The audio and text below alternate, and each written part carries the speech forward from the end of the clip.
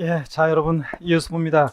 110페이지, 기본서 110페이지 제3절 취득세 납세의무자요.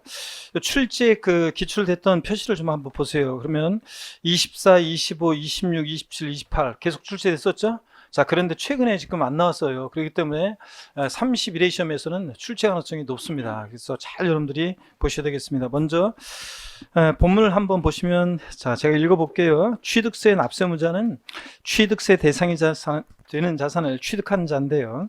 개인과 법인은 물론 법인격 없는 사단, 재단, 기타 단체도 납세의무자가 된다. 취득세는 물세예요. 그러니까 세금을 계산할 때 물건을 보고 세금 계산해요. 납세의무자 인적사항을 고려 안 해요. 그러니까 취득세는 개인이 취득하든 법인이 취득하든 취득세가 과세됩니다. 또 취득세는 단독 명의로 취득하든 공동 명의로 취득하든 취득세 계산은 똑같습니다. 취득하는 물건에다가 곱하기 세율에서 물건 가격에다가 취득세 세율을 곱해서 산출세 구합니다. 그렇기 때문에 취득세는 물세라 이런 의미입니다. 그 다음에 01번 일반적인 취득에 의한 납세의무자를 보시면 취득세는 하여튼 부동산 등을 취득한 자에게 부과하는데요. 양가로 1번 사실상 취득자. 부동산 등의 취득은 민법 요까지 비추려. 그리고 법령들을 다 읽을 필요는 없고 그 두 번째 줄에 수산업법 다음에 등 나오죠? 또 비추입니다. 등.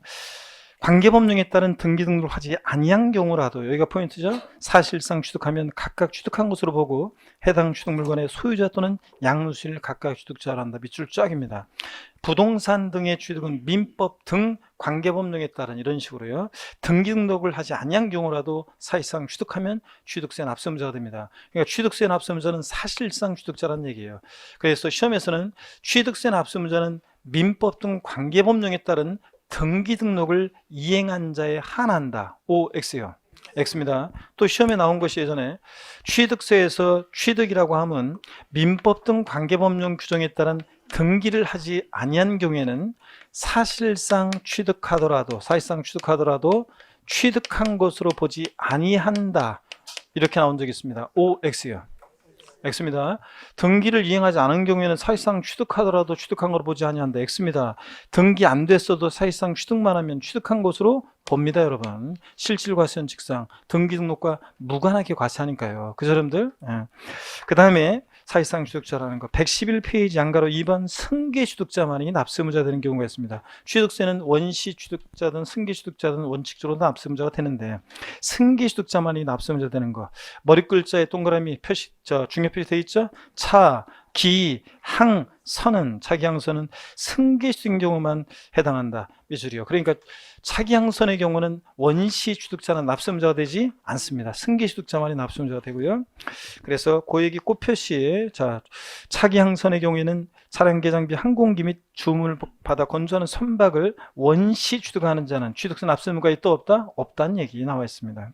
밑줄이고 의제 납세의무자 봅니다. 취득세 납세의무자로 보는 경우인데요. 양가로 1번에 보면 주체 구조부 취득자가 납세의무자가 되는 경우가 있습니다. 건축물 중 조작 설비 그 밖에 부대 설비에 속하는 부분으로서 그 주체 구조부 하나가 돼서 건축물로서의 효용 가치를 이루고 있는 것에 대해서는, 이게 어떤 거냐면 엘리베이터 에스컬레이터 같은 승강기는요, 그 자체로는 대상이 아닌데요. 얘네들이 건축물에 부착 설치될 때는 취득세 대상이 되는 경우가 있습니다. 이런 것들이 건축물에 딸린 시설물로서 취득세상이 되는 경우가 있는데, 건축물의 조작 설비, 부대 설비에 속하는 부분으로서 주체 구조와 일체가 돼서 효용 가치를 이루고 있는 것에 대해서는, 이런 얘기입니다. 제가 예전에 강의했던 어떤 곳은요, 서울 청량리 역광장 건너편에 미주상가라고 있었는데, 거기서 예전에 2004년, 2005년, 2006년 막 그 무렵에 강의한 적이 있습니다. 거기에 6층에 학원이 있었는데 오래된 건물이라 엘리베이터가 없었어요. 그래서 제가 청량리 지하철 역에서 내려서 연락의 지상까지 뛰고, 에스컬레이터도 없었던 시절이라 그 다음에 또 지상의 학원까지 뛰고 학원 1층에서 6층까지 뛰어 올라가고요. 아침마다 하여튼 다 힘들었습니다. 진짜예요, 여러분들. 그래서 아침에 막 시간 촉박할 때 막 내리자마자 뛰어가지고 그래서 힘들었었는데, 여기 원장님이, 임차인인 원장님이 도저히 안 되겠다. 수강생분들이 그냥 힘들다고 그냥 맨날 원숭이 자자해가지고 안 되겠다. 엘리베이터 에스컬레이터를 가설합니다. 그러면 요 엘리베이터 에스컬레이터 같은 것들이 가설이 되면 건축물에 딸린 시설물로서 주체구조 일체구조 효용 가치를 이루게 될 때 그때 얘기입니다. 자, 보겠습니다. 계속 이어서 두 번째 줄 중간에 끝에 주체구조부 취득자 밑줄입니다. 외의자가 가설한 경우에도 주체구조부 취득자가 함께 취득한 것으로 본다 밑줄입니다. 자, 무슨 얘기냐면 원래는 엘리베이터 에스컬레이터 같은 것들이요, 주체 구조부 취득자, 건물주가 원래 가설하는 게 일반적이잖아요. 주체구 취득자, 건물주가 가설하는 게 일반적인데, 자, 주체구조부 취득자 이외자가 가설했을 때는 주체구조부 취득자가 함께 취득한 것으로 본다. 그 말은 무슨 말이냐면 이 주체구조부 취득자를 납세무자로 얘기해서 납세무자는 주체구조부 취득자, 건물주가 납세무자가 되는 거지 가설한 자 X입니다. 그래서 시험에서 바꿔낸다 그러면 자, 이런 경우에 주체구조부 취득자 이배자가 가설한 경우에 가설한 자를 납세무자로 한다. X입니다. 주체구조부 취득자가 함께 취득한 것으로 본다. 그 말은 건물주를 납세무자로 합니다. 왜 그렇게 하냐면요, 여러분, 왜 이렇게 하냐면 이 임차인이요, 장사 안 돼서요 딴 데로 가버렸어요. 그런데 이 엘리베이터 에스컬레이터 승강기 가설에서 주체구조 일체가 돼서 효용가치를 이루고 있는데, 자, 이 임차인이 다른 데로 장사하는 데서 가면서 폐업하면서 이 엘리베이터 에스컬레이터는 뛰어서 갑니까, 여러분? 어차피 이게 딱 붙어 있는데. 그래서 취득세 추징의 문제가 생겨서 그래요. 뭐냐면 취득세 를 더 적게 냈다거나 안 냈다거나 그랬어요. 그래서 취득세를 추징할 때 과상국 입장에서 얘는 여기 딱 붙어 있는데 가설한 자를 납세무자로 한다 그러면 가설한 자가 누군지 일일이 찾아가지고 그 사람 딴 데 가 있는데 그 사람한테 취득세를 부과한다는 건 우습잖아요. 그래서 추징의 문제 때문에 이게 누구를 납세무자로 하냐? 주체구조부 취득자, 건물주를 납세무자로 합니다. 가설한 자 X입니다. 자, 꽃표시 보니까요, 소유자와 가설한 자가 다를 경우에 그 소유자에게 납세 의무가 있으며 연대 납세 의무는 없다, 그런 얘기입니다. 자, 가설한 자와 연대 납세 의무 있는 건 아니고요. 자, 그 다음에 그래서 주체구조부 취득자 제목, 주체구조부 취득자 여러분들이 제목 옆에다가 뭐라고 해놓냐면 가로해 놓고 가설한 자 X 해놓으세요. 가설한 자 X요. 주체구조부 취득자 제목 옆에다가 가설한 자 X 이렇게 해놓으시고요. 양가로 2번 변경 시점에 소유자가 되는 경우 봅니다. 선박 차량과 기장비 종류를 변경하거나 토지 지목을 사실상 변경함으로써 가액이 증가한 경우에 취득한 것으로 의지해 본다고 그랬죠?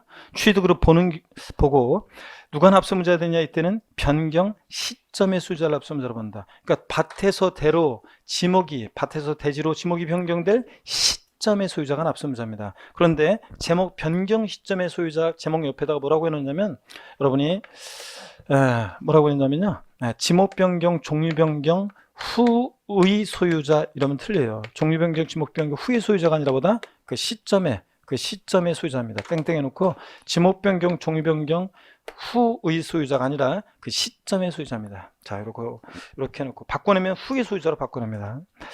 양가로 3번 과점주는 아까 봤고요. 4번은 또 나중에 슬쩍 보면 되고요. 양가로 5번을 봅니다. 상속인 각자가 되는 경우요. 상속이요, 가로 안에 비상속인이 상속인에게 한 유증 및 포괄 유증과 신탁재산의 상속 포함되어 있습니다. 처음 오신 분들을 위해서 오늘까지는 용어 설명을 좀 드리겠습니다. 유증이 뭐냐? 유증이라는 것은 유언으로 증여하는 거예요. 유언으로 증여하는 게 유증이에요. 내가 죽으면 내 재산 전부를 다른 애들은 한 푼도 주지 말고 5남이녀 7남매 막내 아들한테 싹 다 몰빵해서 줘라. 이런 게 유증입니다. 5남이녀 7남매 중에서 막내 아들은 누구라고 그랬습니까, 여러분? 네? 저죠, 여러분들? 자, 그래서 왜 제가 항상 맨날 그냥 월요일부터 토요일까지 요 템만 되면 요런 얘기를 하고 다니냐고요? 말이 씨가 되니까 그렇습니다, 여러분들. 그죠, 여러분들? 그래서 유증이 이런 거다. 죽으면 줘라. 그래서 내가 죽으면 줘라잖아요. 그러니까 유증은 그냥 우리 상속인에게 하는 유증과 상속인 이외자에게 하는 유증이 법적 효과가 다른데, 우리 세법에서는 그냥 유증 나오면 상속인에게 하는 유증을 말하는 거고, 유증 나오면 그냥 상속과 같다. 증여자가 사망해야만 증여 효력이 발생하니까 상속처럼 상속에 포함해서 생각하시면 되겠습니다. 유증은 상속에 포함해서 생각하시고, 계속 보겠습니다. 상속으로 인해서 취득하는 경우에는 여기 밑줄입니다. 상속인 각자가 상속받는 취득 물건 계속 밑줄입니다. 지분을 취득하는 경우는 그 지분에 해당한 취득 물건을 취득한 것으로 봅니다. 이 경우 상속인 납부의 의무에 관해서는 연대납세 의무가 있다. 여기까지 밑줄입니다. 여러분 무슨 얘기냐? 우리가 상속으로 취득한 자산은 상속인 각자라고 했어요. 보세요. 대한이 민국이 만세 3명의 상속인이 있어요. 대한이는 주택을 상속받고 민국이는 토지를 상속받고 만세는 상가를 상속받았다면 대한이 민국이 만세 각자가 상속으로 취득한 물건에 대한 취득세 납세무자가 되는 거예요. 그런데 그 상속인 각자 제목 옆에다가 뭐라고 써놓냐면 여러분이 주된 상속자 X요. 주된 상속자 X입니다. 주된 상속자 X요. 뭐 가로해놓고 해도 땡땡 주된 상속자 X입니다. 주된 상속자 그러면 나중에 재산세에서 배우는데요. 상속 지분이 가장 높은 자를 말해요. 그래서 주된 상속자, 상속인 가운데 자녀들은 상속 지분이 다 똑같습니다. 아들이든 딸이든 장남이든 차남이든 상속 지분은 1이에요. 배우자는 거기다 5화를 가산해서 1.5예요. 그러면 배우자와 자녀가 공동 상속을 받을 때는 누가 주된 상속자가 되는 거예요? 배우자가 되는 겁니다. 그런데 시험에서는 그렇게 바꿔요. 상속으로 취득한 자산에 대한 취득세 납세무자는 상속인 가운데 상속 지분이 가장 높은 자로 한다. 또는 주된 상속자로 한다. X입니다. 상속인 각자. 대한민국이 만세 각자가 납세무자입니다. 주된 상속자 아닙니다. 자, 그 다음에 여러 명일 때 공동 상속의 경우에 공동 상속에 대해서 취득세 납부는 연대 납세 의무가 있습니다. 여러분 보세요. 부모님이 돌아가셨는데 집 딱 한 채 남겨놓고 돌아가셨어요. 갑을, 병, 정 4명의 상속인들이 부모님 돌아가시는 순간 그 주택에 대해서는 공동 상속을 받습니다. 그러면 공동 상속받은 그 주택에 대한 취득세 납부에 대해서 갑을, 병, 정 4명의 상속인들은 연대 납세 의무가 있다 없다? 있다는 얘기입니다, 여러분들. 자, 그런 얘기고. 자, 그러면서 넘어갑니다. 어디로 가시냐면 112페이지 양가로 6번 주택조합 및 재건축조합의 조합원이 되는 경우를 보겠습니다. 주택법 규정에 따른 주택조합과 도시 및 주거환경 정비법 규정에 따른 및 빈집 및 소규모 주택 정비에 관한 특례법 규정에 따른 재건축조합 및 소규모 재건축 조합이, 그러니까 밑줄은 주택조합과 재건축조합 및 소규모 재건축조합이 두 번째 줄. 해당 조합원용으로 취득하는 조합주택용 부동산은 그 줄 끝에요. 조합원이 취득한 것으로 본다 밑줄 짝입니다. 자, 그래서 무슨 얘기냐? 1102동 1103호요.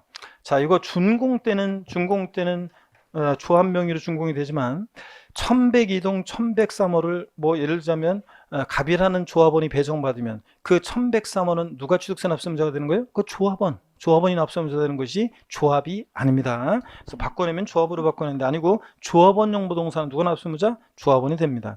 다만 조합원에게 귀속되지 않는 부동산은 제외한다 밑줄이요. 단지 내 상가나 일반 분양분 같은 비조합원용 부동산은 누구? 조합이 납세무자가 된다는 얘기입니다. 조합원이 납세무자가 되는 것을 제외하는 거니까 조합이 납세무자가 된다. 그래서 거기 추가 표시를 보니까요. 조합원용 부동산은 조합원이 납세무자가 되고 비조합원용 부동산은 누구? 조합이 납세무자가 된다. 그런 얘기입니다. 조합원용 부동산은 조합원이라는 거. 밑줄이고요. 쭉. 그 다음에 양가로 9번을 보겠습니다.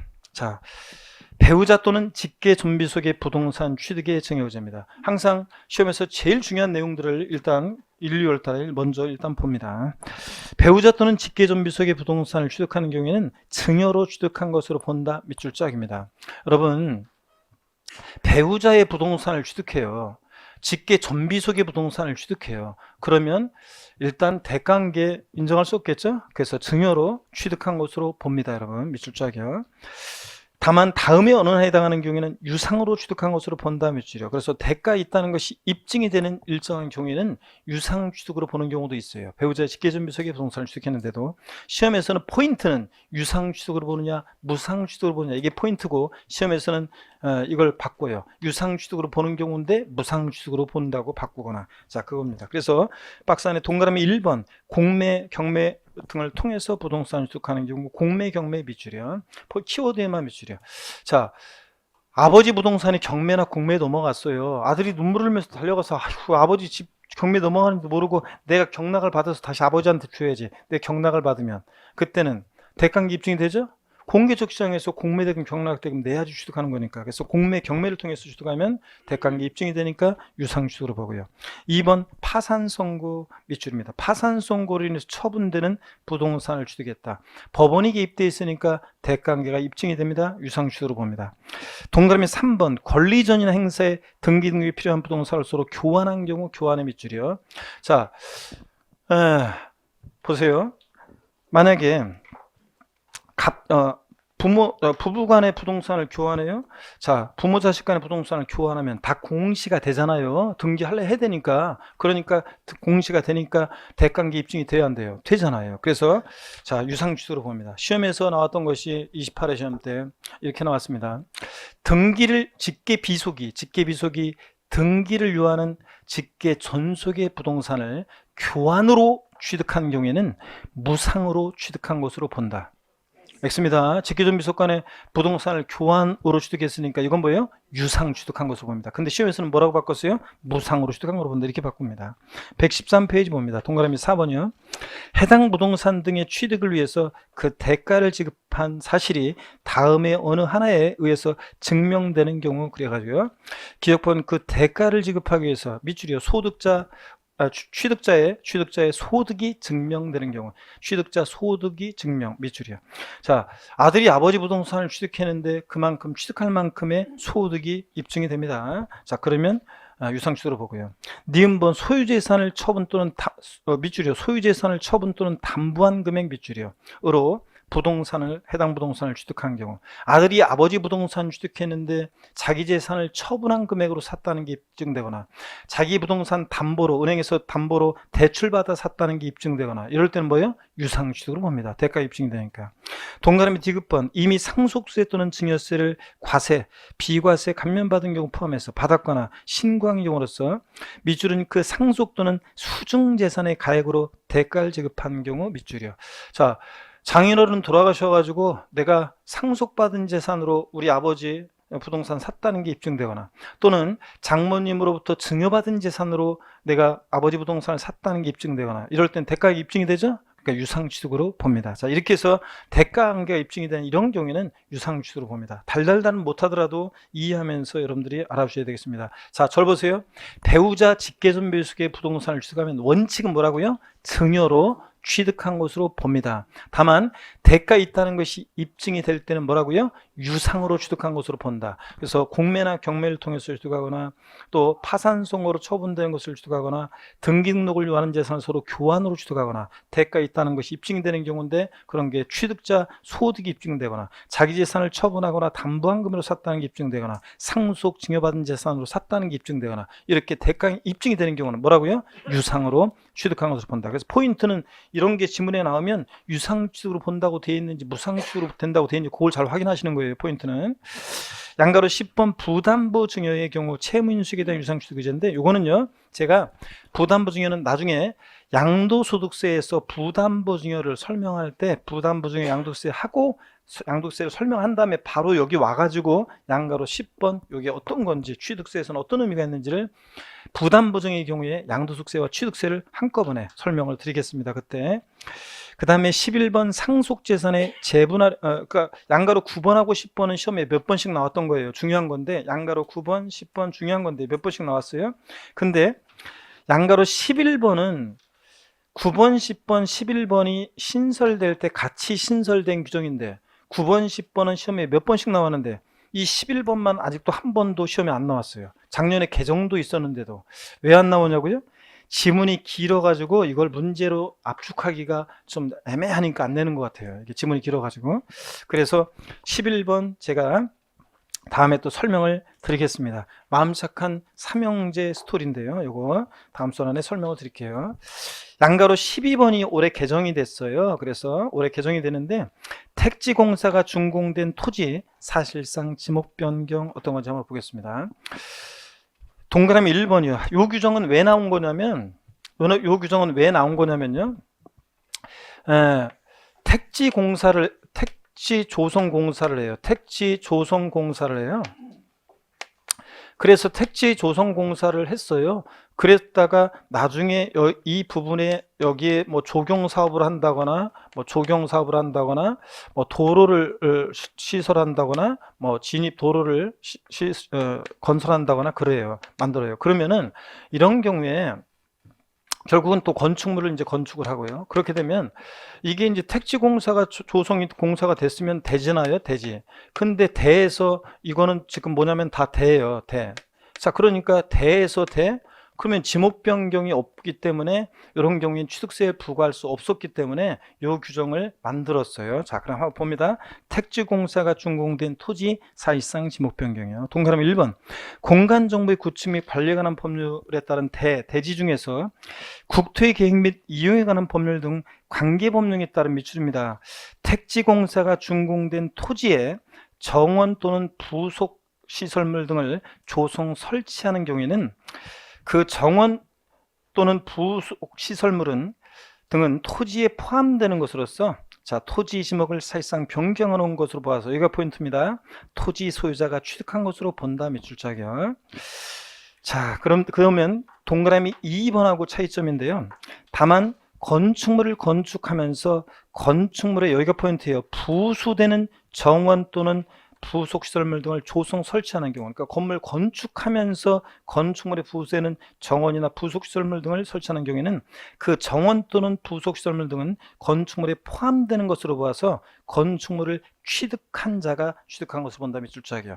그러니까 동그라미 1번은 토지 소유자가 취득한 것을 보고 동그라미 2번은 건축물 취득한 자가 취득한 것을 본대요. 어떤 얘기인지 한 장 넘겨봅니다.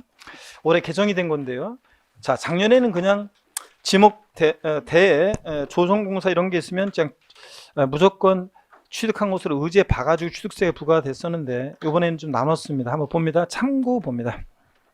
건축물 취득세 과세 표준에 조경 비용 포함해가지고요. 한번 봅니다. 현행은 이제 조경 비용이라든가 뭐 그 소나무 심고 막 그 뭐 하잖아요. 막 이렇게 조경 비용. 도로 포장 등의 공사비는 모두 토지 지목 변경 비용에 포함합니다. 자, 그래가지고 요거는 이제 그렇게 썼는데 그래가지고 나중에 배워요. 간주 취득이라고 그래가지고 취득세 세율이 2%가 적용됐었어요. 그런데 개정안을 봅니다. 공사 목적에 따라 이제 구분해가지고요.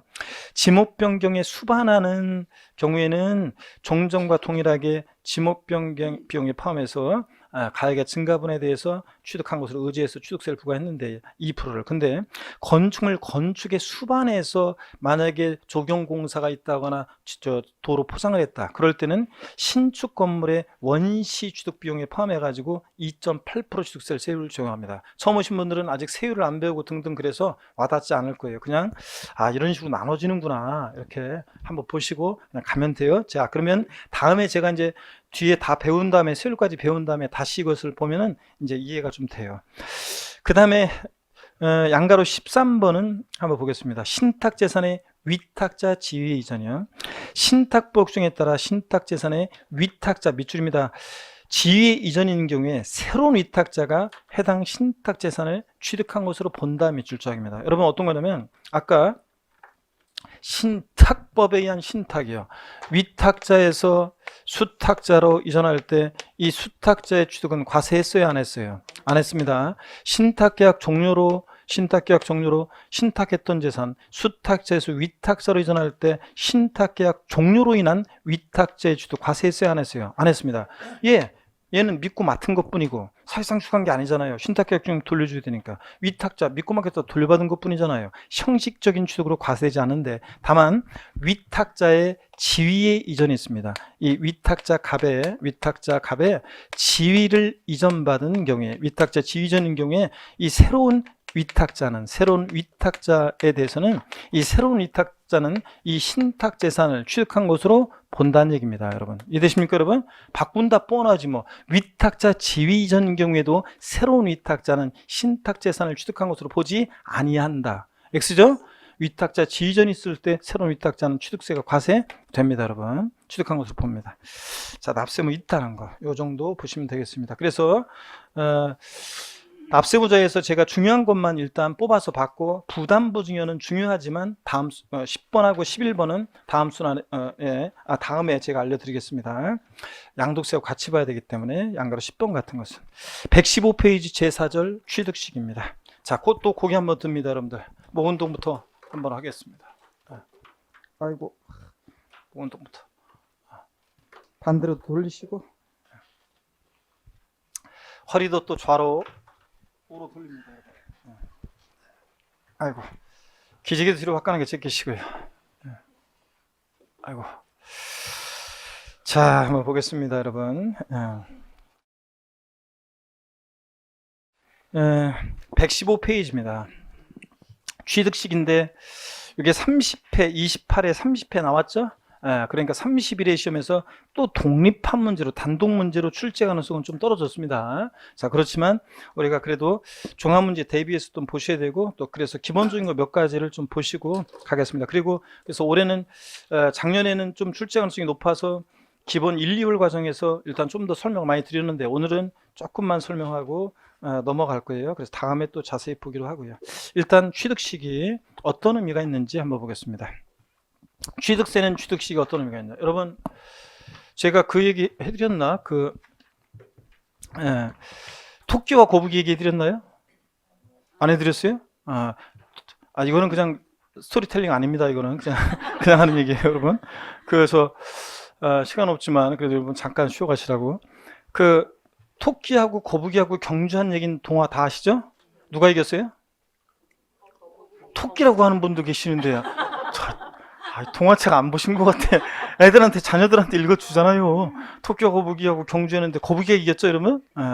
자, 그건 여러분이 다 아시는 거고, 거북이가, 그러니까 경주했는데 토끼가 자만하다가 그 결승선 앞에서 얘가 예능을 하는 저기 토끼인지 하여튼 쭉 거기서 잠자다가 걔가 자만하다가 이제 졌잖아요. 그날 이후부터 스토리입니다. 비하인드 스토리요. 그날 토끼가 있잖아요. 엄청 열받았습니다. 왜냐면 자기가 자만하다가 이 거북이한테 졌다는 게 너무 막 열받아가지고 씩씩대면서 막 오고 있는데 있죠. 그 달팽이 한 마리가 있잖아요. 야야야, 너 저 거북이한테 졌다면서 동네 소문 쫙 났어 너. 막 그러면서 막 놀려요. 그 열받아가지고 이런 발길로 뻥 차버렸어요, 달팽이를. 샥 달팽이 날아갔죠.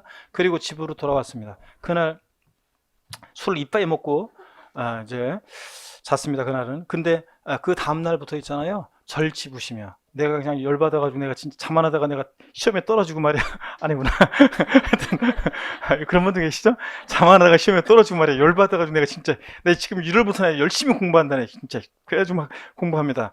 토끼도 연락에 이제 막 그냥 트레이닝을 합니다. 달리기. 원래 빠른 토끼가 그냥 막 이제 다음날부터 열심히 달리기 훈련하고 이제 막 마음을 결의를 다집니다. 그래가지고 1년 후에 있죠, 다시 달팽이를 거북이를 찾아가지고, 야 거북이, 너 나랑 한판 붙자. 그래가지고 경주가 다시 시작됩니다.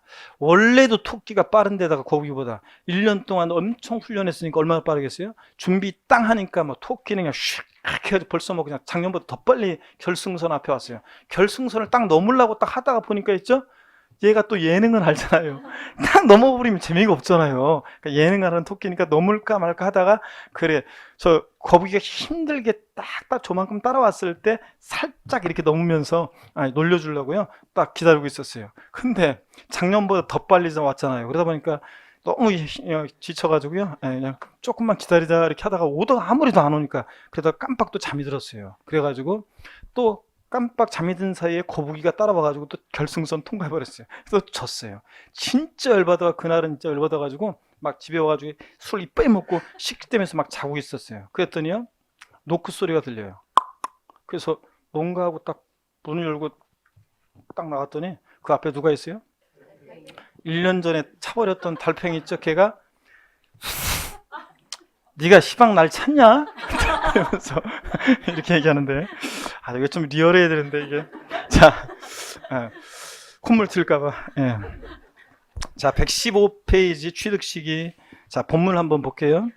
과세상의 취득시기는 취득세 납세무 성립 시기와 과세표준 산정의 시기가 되며 신고 납부 기간에 기산점이 되기 때문에 중요한 의미가 있다. 무슨 얘기냐? 줄 긋지 마시고요, 여러분. 취득세는 취득한 때 납세무가 추상 쪽으로 성립한다고 그랬잖아요. 그러니까 취득 시기는 취득세 납세무 추상 쪽으로 성립하는 성립 시기가 됩니다. 이쪽에 설명을 좀 드려볼게요. 그래서 취득세는 취득 시기 봅니다. 취득세 취득 시기는 어떤 의미가 있냐? 금방 봤어요. 취득세 납세 의무 성립 시기가 된다. 취득세는 취득하는 때 납세 의무 성립한다고 그랬잖아요. 그럼 취득하는 때가 언젠지를 알아야지 납세 의무 성립 시기를 판정하잖아요. 또 그 다음에 취득세 신고 납부 기간에 기산점이 된다고 그랬어요. 지금 신고 납부 기간에 기산점이 된다. 즉 취득세요. 원칙적으로 취득세는 취득일로부터 60일 내 신고 납부하잖아요. 60일 하루만 딱 지나도 가산세고요. 그럼 어느 때부터 60일 내 신고 납부할 것이냐, 그죠? 그래서 취득시 판정 의무가 있다. 취득 시기는 취득 원인에 따라 다양해요. 근데 제일 중요한 유상승계 취득의 취득 시기를 중심으로 말씀을 좀 드리겠습니다. 자, 매매 같은 유상승계 취득의 취득 시기를 보시면요. 원칙적으로 매매 같은 유상승계 취득의 취득 시기는 원칙적으로 계약상 잔금질입니다. 계약상 거래 당사자 간에 잔금 지급하기로 한 날 있잖아요. 이때를 취득 시효합니다. 계약상 잔금질. 근데 계약상 그래서 잔금 지급일 계약서에 신고된 계약서에 나와 있는 잔금 지급일 그때부터 60일에 신고 납부하는 거예요. 근데 계약상 잔금 지급일이요 명시가 안 돼 있어요. 자, 그럴 때는 어떻게 할 거냐? 아무리 봐도 계약서에 잔금 지급이 언제인지 안 나왔어요. 이럴 때는 자, 계약일로부터요. 계약한 날로부터 60일 경과하는 날을 계약일로부터 60일 경과하는 날을 취득 시기로 합니다. 우리가 흔히 우리가 거래하고 나서 한 2달 정도 있다가 잔금을 흔히 치르는 거래 관행을 반영한 거예요. 그래서 계약일로부터 며칠? 60일 경과하는 날을 취득 시기로 합니다. 자, 근데 예외적으로요, 예외가 있는데요. 이건 원칙이 그렇습니다. 아이고, 원칙 표시를 안 했네요. 원칙이 이렇게 계약상 잔금지급이고요. 예외적으로 계약상 잔금지급과 상관없이 사실상 잔금이 지급된 날을 취득 시기로 하는 경우도 있어요. 근데 이건 아무 때나 인정 안 해요. 아무 때나 인정하면 자, 신고된 계약서는 그때 30일 전이었지만 나 실제는 어제 잔금 치렀다 현금으로 막 이럴 거기 때문에 잔금 지불이 객관적으로 증명되는 거래만, 객관적인 거래만 인정합니다. 사실상 잔금 지불은. 그래서 사실상 잔금 지불을 취득하는 객관적 거래 어떤 경우냐? 그러면 국가나 지자체 조합 등으로부터 취득하는 경우요. 만약에 국가 등으로부터 취득했다. 국가 등으로부터 취득하는 경우요. 제가요, 어떤 토지를 국가나 지자체로부터 매매로 취득합니다. 그러면 신고된 계약서에 나와 있는 잔금질과 다르게 제가 잔금을 지급했어요. 그러면 공무원들이 다 어디다 적어놨을 거 아니에요. 자, 잔금질이 객관적 입증이 돼야 안 돼요? 되잖아요. 그래서 국가로부터 취득하는 경우는 사실상 잔금질 취득 시기로 하고, 수입에 의한 취득이요. 수입신고 필증에 의해서 다 입증이 됩니다. 그 다음에 공매나 경매 방법으로 취득하는 경우요. 공매나 경매 방법으로 취득했다. 그러면 공매대금, 경락대금 치른 날 다 법원에 기록 남아 있잖아요. 그래서 사실상 잔금 지불 취득 시효합니다. 그 다음에 판결문에 의해서 입증되는 경우요.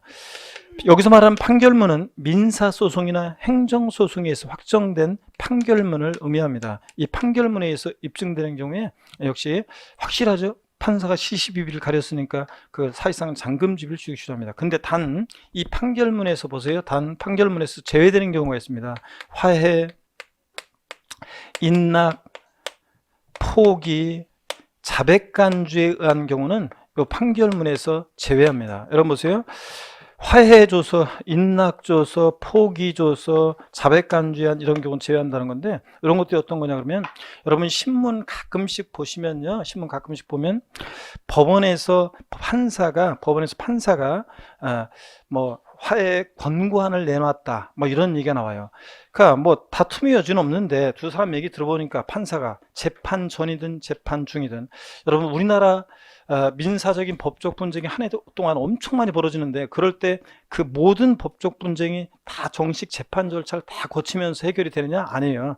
대부분의 법적 분쟁은 조정 절차 속에서 대부분 다 걸러버려요. 그래서 재판 전에 준비하면서 일단 판사가 조정시켜가지고 끝내거나, 재판 중에도 판사가 불러모아가지고 보니까 뭐 주고 받을 건 명백한데 액수의 차이인데, 손해배상 금액의 액수의 차이인데, 어떤 사람이 뭐 명예훼손 됐다 뭐 했다 손해배상 청구했어요. 근데 금액의 차이인데 내가 보니까 대충 요 정도 금액에서 이 사람 상대방 서로 나는 이만큼 금액 못 주겠다, 이 사람은 달라, 그럴 때 이 정도 선에서 그냥 합시다 해가지고 화해 공고안을 내. 양쪽 받아들이면 그냥 절차 종결됩니다.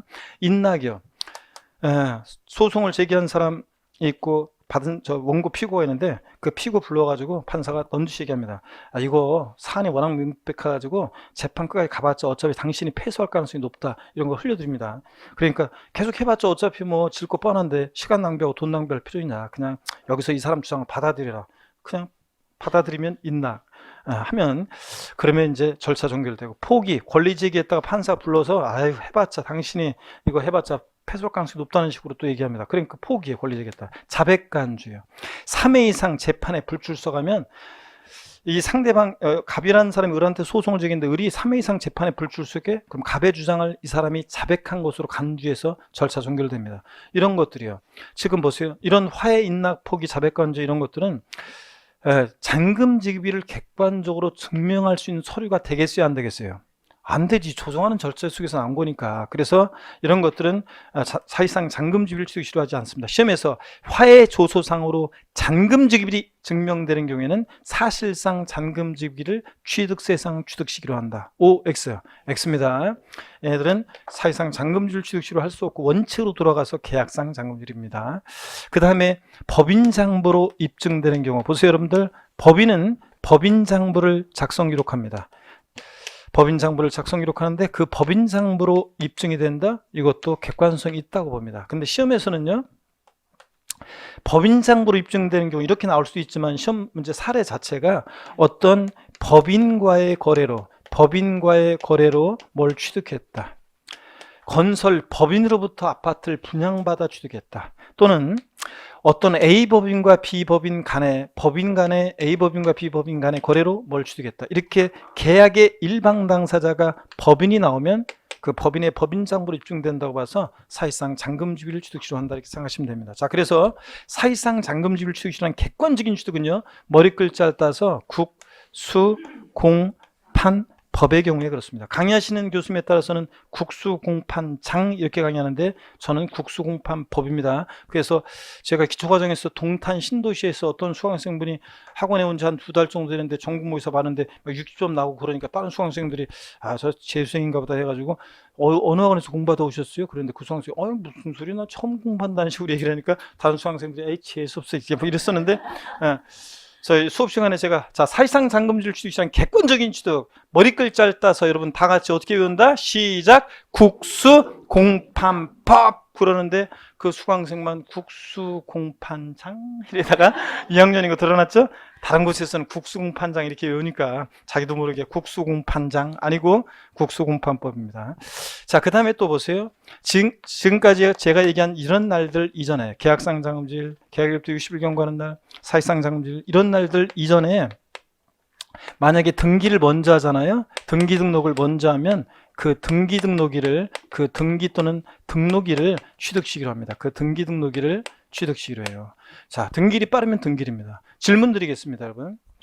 개인 간 매매에 의하여 부동산을 취득하는 경우, 이렇게 있으면 졸릴 것 같은데, 자, 개인 간 매매에 의해서 이렇게 있으면 무조건 영락없이 졸려요. 이렇게 있으면 영락없이 졸려, 진짜요. 그래서 손을 빼야 돼. 이렇게 손을 빼고 있으면 졸 수가 없잖아, 이게. 자, 그래서 빼고 한번 봅니다. 개인 간 매매에 의하여 부동산을 취득하는 경우 취득세상 취득 시기는 계약상 잔금지일과 등기일 중 빠른 날이다. OX요. 개인 간 매매에서 부동산을 취득하는 경우 취득세상 취득 시는 계약상 잔금지일과 등기일 중 빠른 날이다. OX요. 맞습니다. 원칙 계약상 잔금질인데 등기일이 빠르면 등기일이고 등기일보다 계약상 잔금질이 빠르면 계약상 잔금지일이니까 비교해서 중 빠른 날. 맞습니다. 또 질문 드립니다. 지방자치단체로부터 토지를 매매로 취득하는 경우 취득세상 취득 시기는 사실상 잔금지급일과 등기일 중 빠른 날이다. OX요. 숫자도 들렸는데 X라고 하신 분들은 아까는 어떻게 맞춘 거예요, 여러분들? 자, 보세요. 지자체로부터 부동산을 매매 유상취득했어요. 사실상 장부질이잖아요. 근데 그 전에 등기일이 빠르면 언제? 등기일이잖아요. 등기일보다 사실상 잔금질이 빠르면 언제고? 사실상 잔금질이고. 그러니까 비교해서 중 빠른 날 이런 표현 맞습니다, 여러분들. 자, 그래서 등기일이 빠르면 등기일인 거고요. 교재 보겠습니다. 115페이지 양가로 취득 시기에서 양가로 1번 유상승계 취득입니다. 일반적인 취득이요. 자, 계약상 잔금지위를 적용하는 경우. 동그라미 기억번 유상승계 취득의 경우는 미출입니다. 계약상 잔금지위입니다. 가로도 미출입니다. 계약상 잔금지위 명시되지 않았을 때는 등기일로 한다. 그럼 틀려요. 등기일 아니에요. 계약상 잔금지위 명시 안 되면 언제다? 계약일로부터 60일 경과하는 날입니다. 물론 계약일로부터 60일이 되기 전에 등기를 먼저 했다 그러면 등기이겠지만, 자, 원칙은 계약일로부터 60일 경과하는 날입니다. 밑줄 쫙이고, 그 추가 표시를 보시면요, 부동산 거래 신고 등에 관한 법률에 의해서 의한 취득의 경우에도 계약상 잔금질 취득 실효한다. 일단 밑줄 그어요. 처음 오신 분들은. 자, 나중에 배우는데 부동산 거래 신고 등에 관한 법률에서 이제 신고 제출해서 검증받은 취득이라는 게 나오는데 객관성이 있어요. 그래서 사실상 잔금지bil 취득 시로 한때도 있었어요.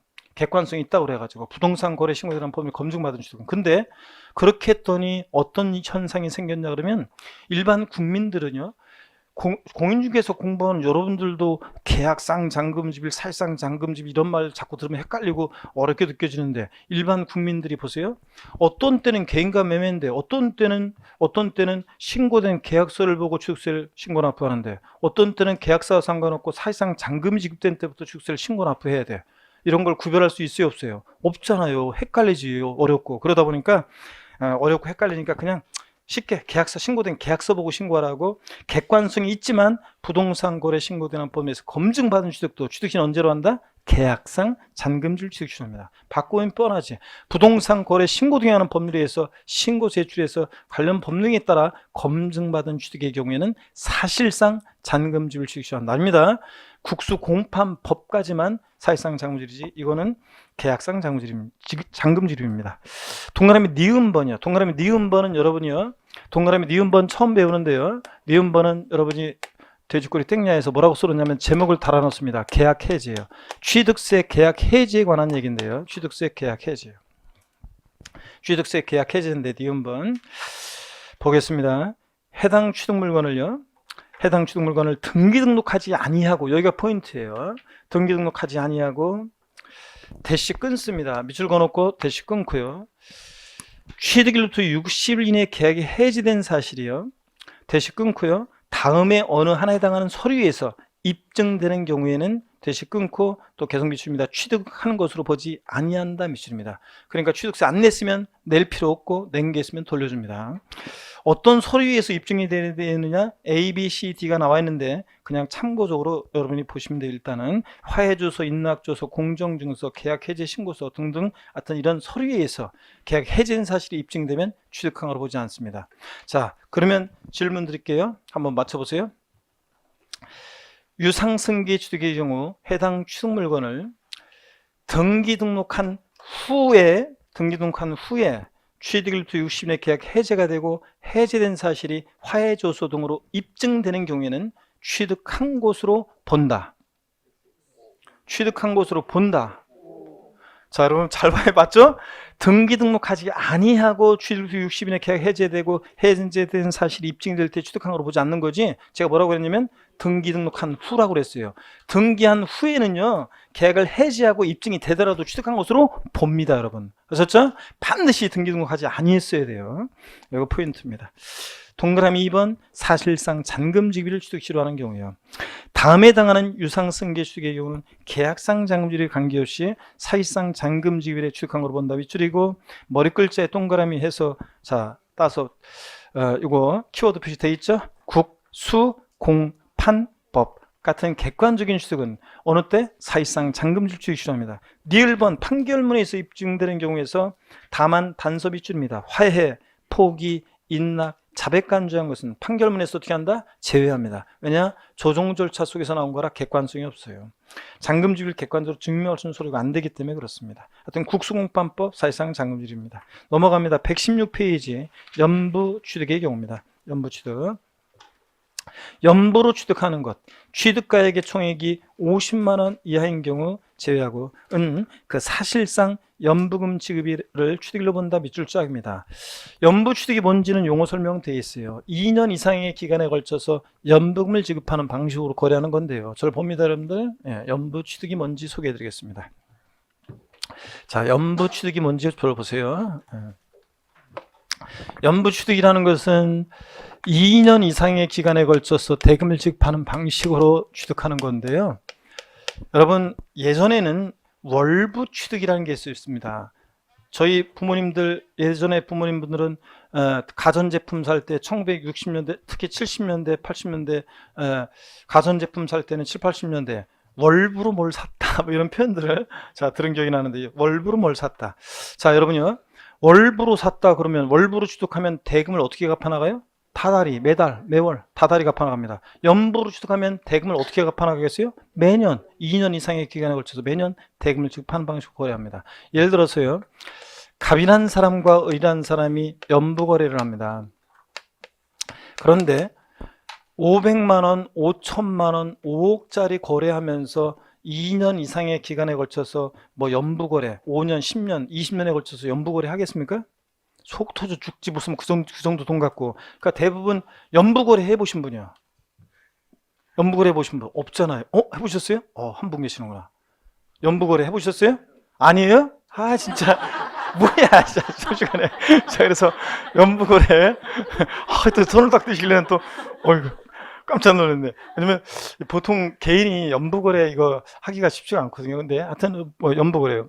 이게 이제 그러니까 대개는 이게 뭐 50억, 500억, 5천억짜리 같은 거 거래할 때 계약금, 중도금, 잔금이 뭐 단기간 내에 왔다 갔다 하려면 이게 부담되잖아요. 그래서 연부를 합니다. 예를 들자면 총 연부금액 50억짜리 거래인데 5년의 기간에 걸쳐서 매년 연부금을 지급하는 방식으로 연부 매매 계약을 체결했습니다.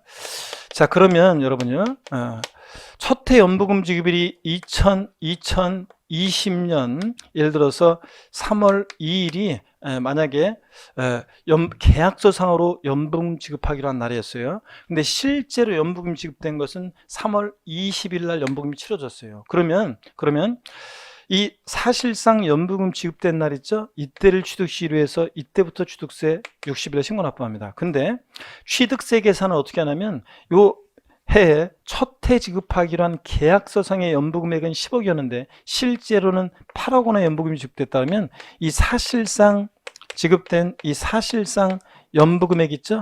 이것을 과세 표준 금액으로 해요. 이 사실상 연부금액을 과세 표준으로 해가지고 그래서 8억 곱하기 세율에서 나온 세액을 이때부터 사실상 연부금 지급일로부터 60일에 신고 납부합니다. 다음 연도도 사실상 연부금 지급된 때로부터 60일에 신고 납부하는데 매회 사실상 지급된 연부금액을 과세 표준합니다. 계약상 연부금액이 아니라 이런 식으로. 그럼 이런 식으로 다른 연도와는 다른 매회 사실상 연부금 지급일마다를 독립적인 취득시로 함으로 인해서 어떤 효과가 되느냐, 매회 사실상 지급된 연부금액을 과세 표준함으로 인해서 어떤 효과가 생기냐면 한 번에 50억 곱하기 세율로 하면 취득세 목돈 나가는데 이렇게 함으로 인해서 5년 동안 취득세를 분할 납부하는 효과가 생겨서 납부 부담을 줄여주잖아요. 예? 한 번에 내는 것에 대한. 자, 그래서 연부취득의 경우 취득시를 이렇게 인정하고 있습니다. 자, 그래서 연부취득은 원칙적으로 연부취득은 언제라고요? 매회 지급 때는 사실상 연부금 지급일을 자 취득시로 합니다. 사실상 연부금 지급일이요. 바꾼다 뻔하지 뭐.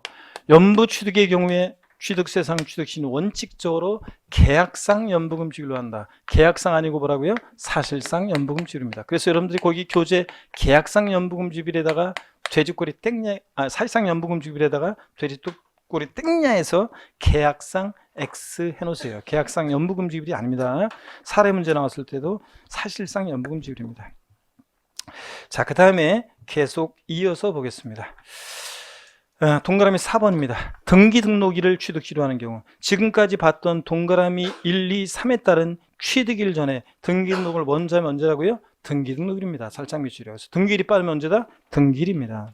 그래서 예제 문제, 옛날 기출 문제도 한번 보겠습니다. 개인이 아파트를 다음과 같이 취득했을 때 각각의 경우에 지방세법상 취득세의 취득시가 바르게 연결된 것은 그렇습니다. 단 법인으로부터 분양받은 경우엔 법인장부에서 입증된 것으로 가정한답니다. 국수공판법이네요. 자, 근데 구분 봅니다. 개인으로부터 취득하는 경우에는 개인이 개인으로부터 취득했어요? 그러면 개인과 매매다? 그럼 어느 때를 취득이 필요합니까? 계약상 잔금지일이죠. 그래서 언제 해야 돼? 11월 20일이요. 11월 20일 계약상 잔금지를 취득이 필요합니다. 이런 거 나오면 등기일이 빠른지 항상 봐야 돼요. 등기일이 봤더니 언제요? 11월 18일. 더 빠르네요. 그럼 언제를 취득이 필요해야 돼? 자, 11월 18일 등기 접수일을 취득이 필요해야 됩니다. 그 다음에 법인으로부터 분양받아 취득하는 경우 국수공판법이죠. 법인이 계약 일방 당사라면 그럼 어느 때를 취득이 필요해?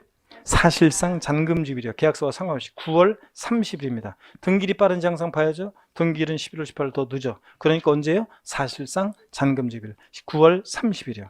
자, 그래서 정답은 개인으로부터 취득했을 때는 등기 접수일인 언제고? 11월 18일. 그 다음에 법인으로부터 분양받아 취득했을 때는 국수공판법 객관적인 거래니까 사실상 잔금지일. 그래서 9월 30일이 됩니다. 정답은 그래서 몇 번입니까? 3번이 됩니다, 여러분. 이렇게 하는 거예요, 여러분들. 117페이지 양가로 2번 무상승계 취득의 취득시기를 보겠습니다.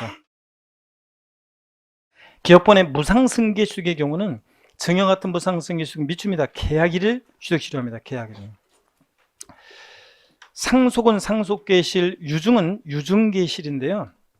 유증계실이라는 게 증여자가 사망했을 때예요. 내가 죽으면 줘라 그랬잖아요. 그러니까 계약일을 취득시로 해요. 증여 같은 무상 취득은 계약일을 취득시로 하는데 이게 어떤 얘기인지 좀 소개해 드리겠습니다. 여러분 봅니다.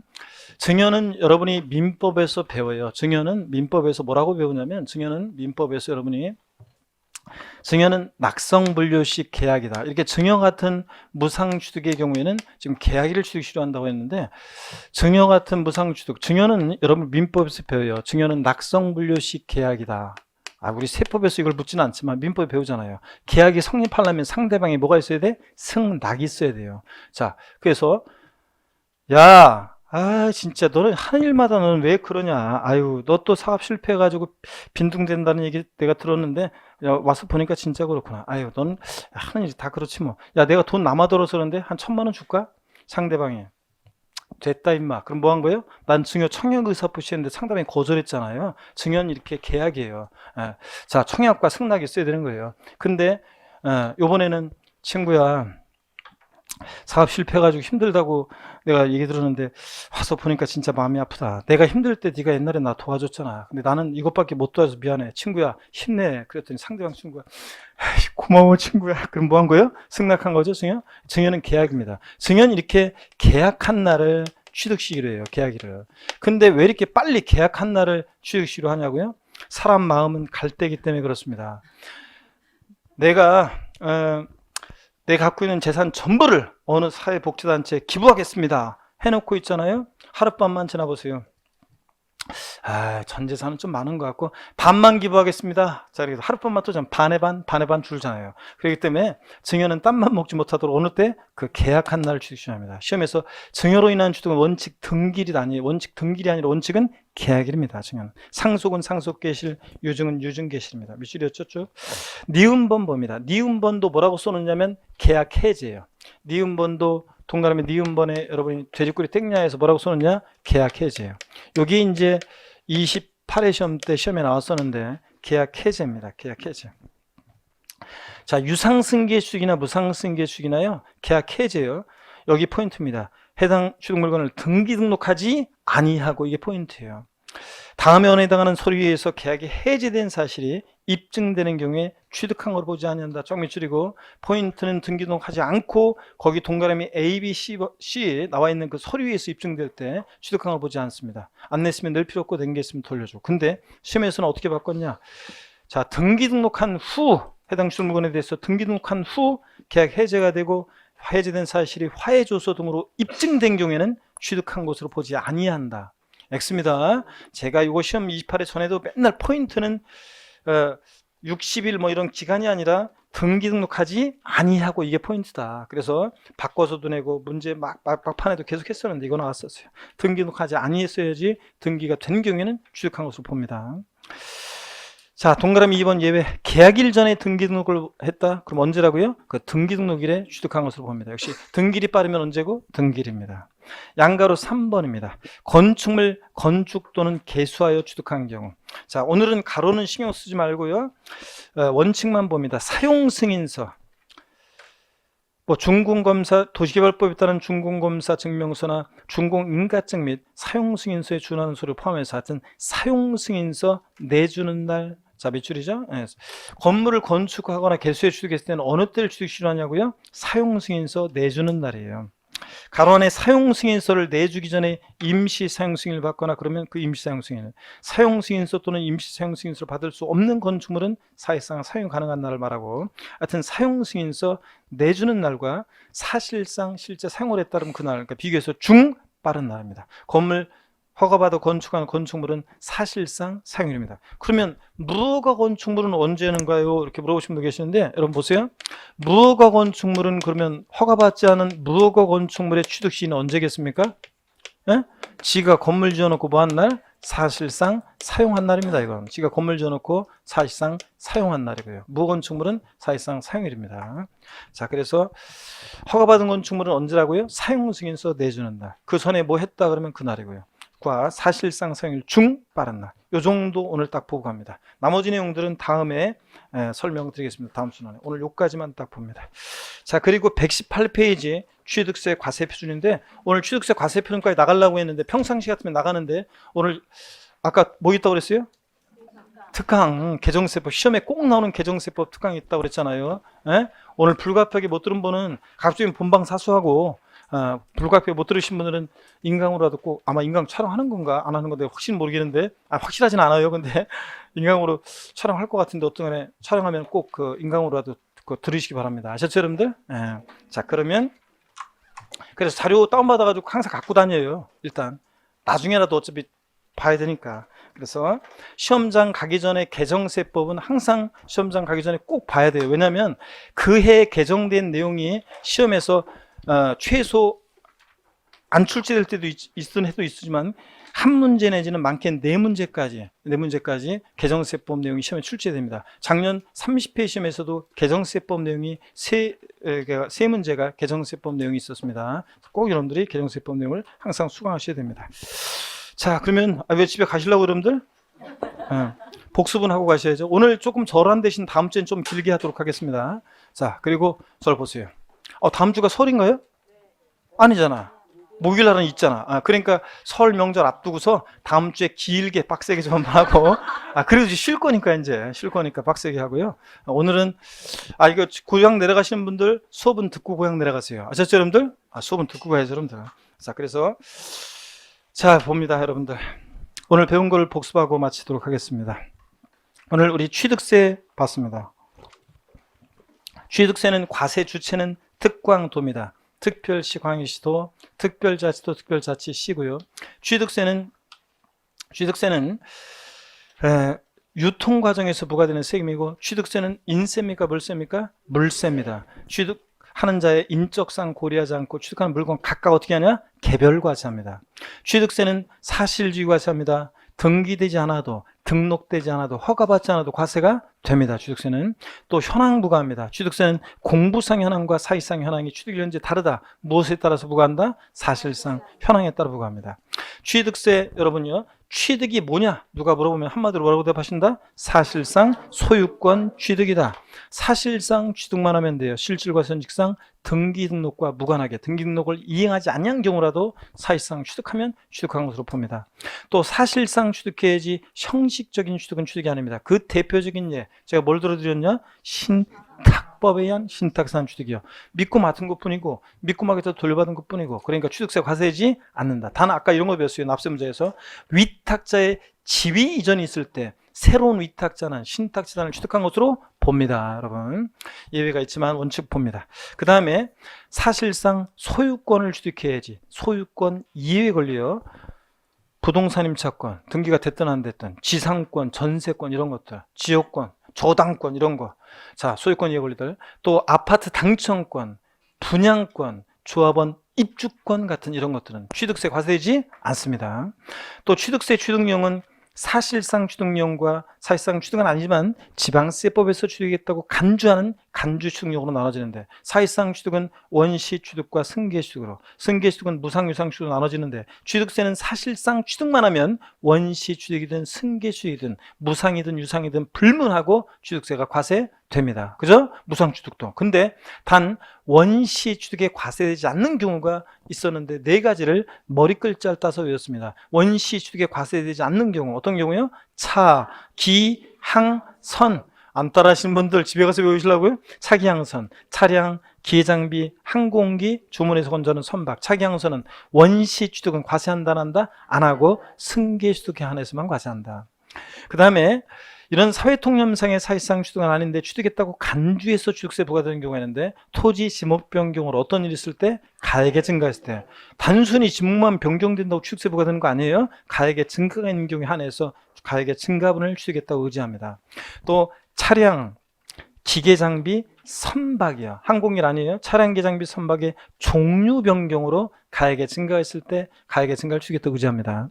또 건축물 개수 등으로 가액의 증가가 있을 때 가액의 증가를 취겠다고 의지합니다.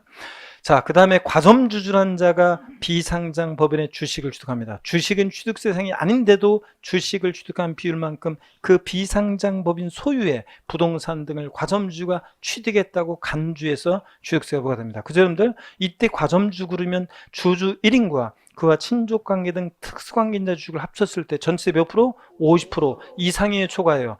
초과 보유하는 주주를 말합니다. 딱 100분의 50인 주주는 과점주의 아니에요. 아닙니다. 자, 그 다음에 법인 설립 시 발행하는 주식지분을 취득할 때는 과점주, 법인 설립 시 발행하는 휴가 꼬인다. 지분을 취득해 하는 경우에는 취득세, 납세 의무가 있다 없다? 없습니다. 설립 시에는 혼자 북치고 장구치고 다 해야 되는데 처음부터 독과점 먹자고 수요분산시키면 안 되니까. 과점주주는 여러 명이 될 수 있고, 이 과점주주들은 취득세 납부에 대해서 연대 납세 의무가 있어요 없어요? 있습니다, 여러분. 연대 납세 의무 있고요. 또 그 다음에 또 취득세요. 과세 대상을 공부했습니다. 취득세 대상. 어떤 것들이 취득세 대상이냐 그러면, 자, 포항 영일만이 고향인 사람 스토리입니다. 자, 잘 보세요, 여러분들. 서울에서 뭐 팔고 포항 영일만 내려가요? 토지, 건축물 팔고, 뭘 타고? 항공기 타고, 차량 타고 도착해서 어부가 되기 열심히 했죠? 선박 취득해서 어업권 취득해서 고기 잡다가 아유 힘들어. 그래서 업종 전환했죠? 양식업 했죠. 양식업권 취득해서 양식업 하다가 아이고 진짜 안 되겠다 이제 도저히 이쪽에서는. 그래서 여행을 떠났죠. 강원도 정선 갔습니다. 거기 온 사람들 골프 그러니까 거기서 담배 한 대 피면서 사북고한 태백의 거무죽죽한 산들을 바라다 보니까 아이템이 떠올라. 여기 온 사람들 그래 골프 치고 콘도 숙박도 하고 종합주행기술 운동도 하고 승마 봄나게 승마하고 요트 타는 회원권 분양하는 리조트사 건설하겠어. 폐강사 드렸죠. 광업권 취득해서 인목을 보러 기계장비로 싹 밀고 건설한다 이 얘기입니다. 아셨죠, 여러분? 토지 건축물 팔고 항공기 타고 차량 타고 선박 취득해서 어업권 취득해서 광업권 어업권 취득해서 양식권 취득해서 하다가 안 되겠다.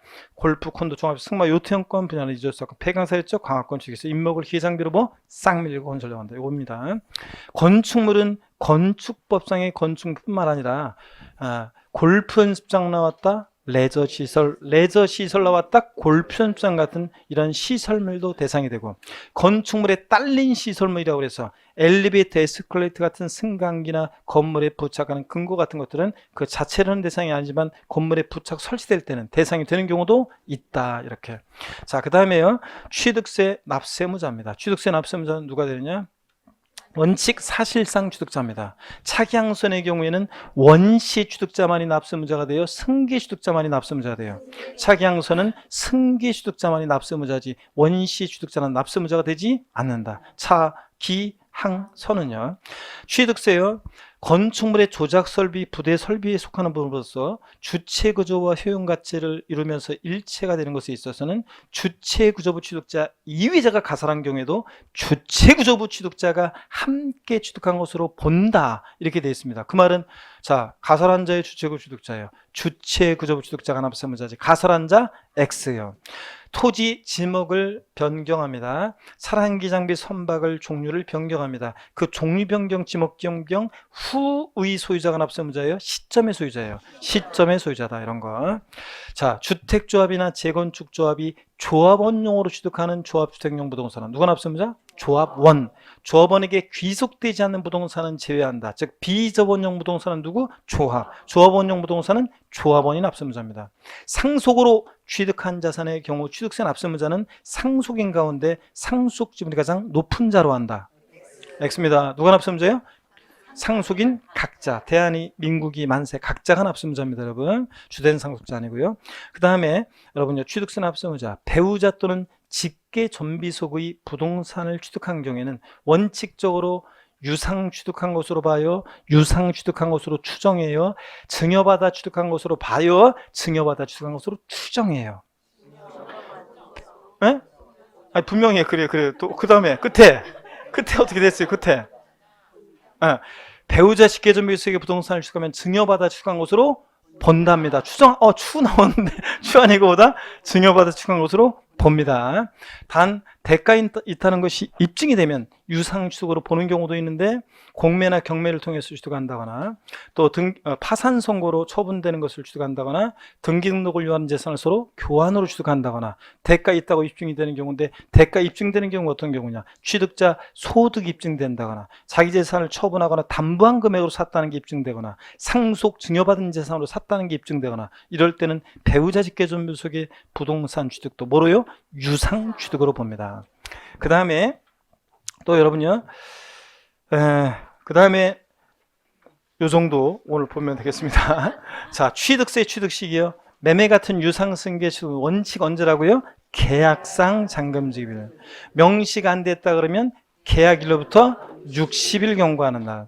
그 다음에 국수공판법 같은 객관적인 취득은 어느 때? 사실상 잔금지기일. 이런 날들 이전에 등기일 먼저고 등기일입니다. 여러분 그죠? 자, 부동산 거래 신고 등에 관한 법률에 의해서 신고세 취득 검증받은 취득 객관성은 있지만 헷갈린다고 언제를 취득 실효한다? 계약상 잔금지기일 취득 실효한다. 사실상 잔금지기일 아니라는 거. 자, 그 다음에요. 또 증여 같은 무상승계 취득은 어느 때냐? 계약일. 증여는 계약일. 상속은 상속계실. 유증은 유증계실. 하여튼 증여는 계약일입니다. 연부취득의 경우에는 어느 때를 취득 실효하냐? 연부취득은 매매 지급 때는 계약상 연부금지율이에요? 사실상 연부금지율이에요? 사실상 연부금 지급일마다 취득 실효하고 매매 지급 때는 사실상 연부금액을 과세표준으로 해서 취득세 계산됩니다. 자, 근데요, 제가 지금까지 얘기한 이런 날들이 전에 등기를 먼저 언제고? 등기일입니다. 자, 중요한 거 한 가지만 확인하고 가려합니다. 계약 해제예요. 유상승계 취득이든 무상승계 취득이든 자, 해당 측 물건에 대해서 등기 등록하지 아니하고 취득을 소유시민의 계약 해제가 되고 해제된 사실이 화해조서 등으로 입증될 때 취득한 것으로 보지 않습니다. 등기가 된 경우에는 계약을 해제하고 입증이 되더라도 취득한 것으로 본다. 요거 꼭 기억하고요. 됐습니다. 그래서 오늘 요 정도 합니다. 다음 주에 씩씩한 모습으로 다시 뵙겠습니다. 이따가 또 특강 들으실 분 들으시고 자, 그 다음에 또 한 몇 명 남겨놓고 또 특강할까봐 걱정되네. 미리 광고를 했어야 되는데 인강수강 선생님들 오시는데 토요일 날은 종로에서 오후에 3시부터 또 개성세법 특강이 또 있긴 있습니다. 종로 해커스에서. 자, 어떻든 간에 여러분 하여튼 수고 많으셨고 다음 주에 씩씩한 모습으로 다시 뵙겠습니다. 고맙습니다.